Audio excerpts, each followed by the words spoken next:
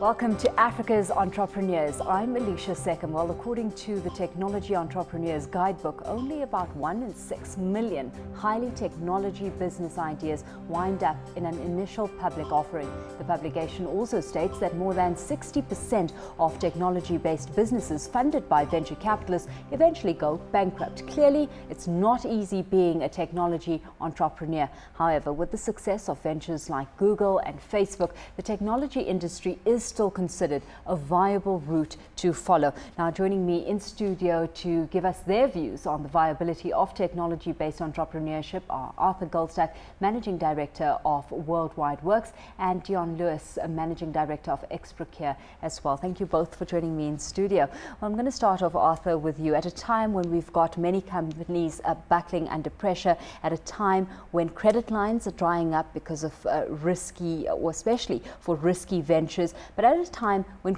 opportunities are rife as well. It's certainly a conflicting time that we're in right now. What are the times looking like for businesses operating specifically in the technology arena? If you look at a map of Africa, it answers a lot of the questions, especially if you color that map according to which economies are growing and which are slowing down or stalling, and then you compare it to the rest of the world. And what you see is that Africa is the only continent in which most countries are in fact still growing. So that suggests that there's opportunity simply in that growth. But within Africa and within that growth, the sector that seems to be really bucking the trend in a big way is telecommunications. And that drags IT and various technology-related sectors with it. But telecommunications infrastructure is being laid down at a rate never before seen in Africa, and that brings enormous opportunity for entrepreneurs. Well, certainly that one arena that's successful. Deon, you're a business, or you're operating a business that is just as successful, Procure. Tell us a bit about that business and just what it stands to represent right now. Yeah, Procure is a procurement portal software that is installed in pharmacies, with 55% market share in South Africa. That use our software to procure stock from wholesalers and distributors that sell into pharmacy. So essentially it's a vehicle to transport an order from a pharmacy to a wholesaler or distributor. But what we've realized, and the real opportunity that we've identified back when we started the business in 2000, was that it's more a media play. So we sell advertising space to drug manufacturers on our system. It's got to be a tricky place. I mean, that's one of your differentiators as it stands, but it's got to be a tricky space to be in right now, given the fact that we've got companies cutting back on budgets, and often the first thing to go is their marketing budgets. You're 100% right, and it's very difficult. But I think, well, I guess, you have to pull it back to basics. You have to, the fundamentals, the correct fundamentals needs to be in place in your business. And, in our business, it's a funny model, because you have to have the technology in place as a foundation to enable you to sell the advertising space. And I think the key is to innovate, in this tough time and tough environment that we're operating in. If you can keep your product cutting edge, and you can bring the innovation to the table and show your customers that you keep up with the times, you will secure the business. Arthur, let's talk fundamentals then. I mean, one would assume it's important to have the strong value proposition in a market like this that makes a business stand out from the rest of them in the crowd. But just how much of a competitive environment are we looking at, especially when it comes to software solutions and that kind of arena? It's still very highly competitive, particularly when you consider that in software, anyone can be a developer. Someone sitting in his bedroom at home, often moving into the garage to set up a slightly bigger operation, is as much of a competitor with these gentlemen as any large organization. And anyone can suddenly hit the right note and get the right distributor to get that solution suddenly into the market and getting a critical mass of market share. It can happen overnight, it can take 10 years, but the competition can come from anywhere. Well, we've had Deon highlighting innovation as one of the key focuses for Procure specifically. What are some of the competitive strategies that are coming to the fore in light of this environment? You find that the companies that set themselves apart are the ones that don't cut back in strategic areas in terms of spending. So you spend more on training, you spend more on sales in particular, and you spend more on research and development. You can cut back on marketing to some extent if you don't cut back on selling, because the moment you stop selling, you don't have a business. Yeah. And that's where companies make the biggest mistake, is thinking that the product will sell itself. If I can just maybe add to, to what Arthur's saying, what we found, and which has been a key strategy in our business, was to create those barriers to entry.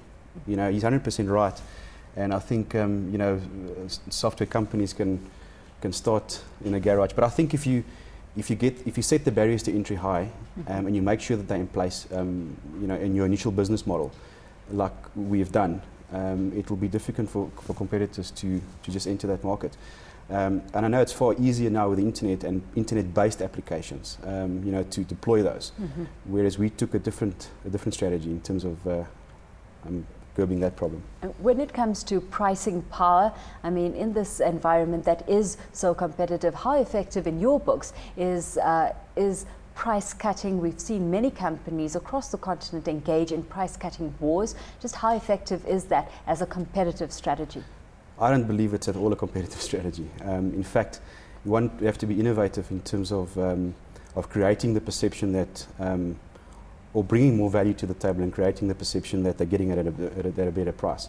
So definitely not price cutting, but I would suggest different type strategies to solve that. What are some of those that you're exploring? Well, you know, a few years back we've deployed a rebate mechanism where we created a loyalty program on our software based on usage.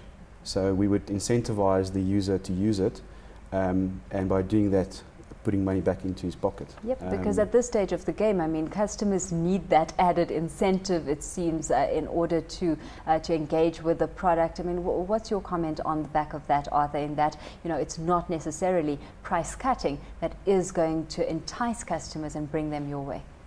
I would agree with that. I think a critical component is understanding where the customer is moving and where consumers are moving, and moving with the times, showing that you're actually keeping up with their needs. A very good example is in the media environment, where online media are constantly moving the boundaries and pulling everyone along with them, because they recognize that a high proportion of their readers and users are in fact expecting those new kind of technologies. So online publications, for example, have embraced blogging in a very big way in the last couple of years. Podcasting is suddenly becoming very big, and they're all expecting to move heavily into video because that's where the market is moving.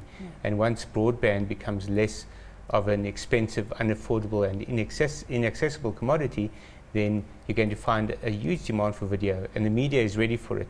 So you have to understand the trends that are shaping your particular market, and you've got to embrace those trends. With an understanding of that trend, I mean, we've seen Procure become a subsidiary of Prime Media as well. I mean, what kind of muscle and leverage has that afforded Procure specifically? Well, it has. You know, from a media point of view, you know, we were technology experts that developed a cool software or procurement solution, but never understood media. And you know, obviously, Prime Media has helped us a hell of a lot in terms of understanding that market properly and bringing our product to the market in the correct way.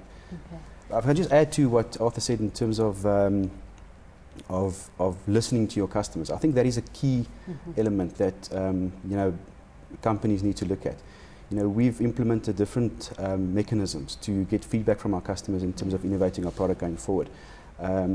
Like, for instance, mechanisms on the software where they're able to give comment and feedback, but also engage in innovation sessions where you invite your customers to come and tell you what they expect and what they need and what the market you know, wants. Because to a large degree, I mean, it does boil down to simply offering the best service. I mean, how important, with that in mind, is it finding these synergies between sectors from which opportunity, Arthur, can be you know, yielded, or opportunities, leverage can be yielded going forward? Are we seeing enough companies extrapolate from synergies in which that they can benefit from? I think a word of warning first about synergies is that companies often enter alliances or partnerships or joint ventures in order to reap synergies, but in fact they increase complexity, and also they move away from their core business in many cases. And especially in an environment like this, you've got to be very careful about sticking to your business. I know procure has done something very innovative in moving into the media space from what's really a software environment. And if you can do that successfully, it's great, but you've got to know exactly what you're doing, why you're doing it, what the benefits are going to be. You don't enter into that kind of synergy or combination of businesses to see what will happen. That's disastrous.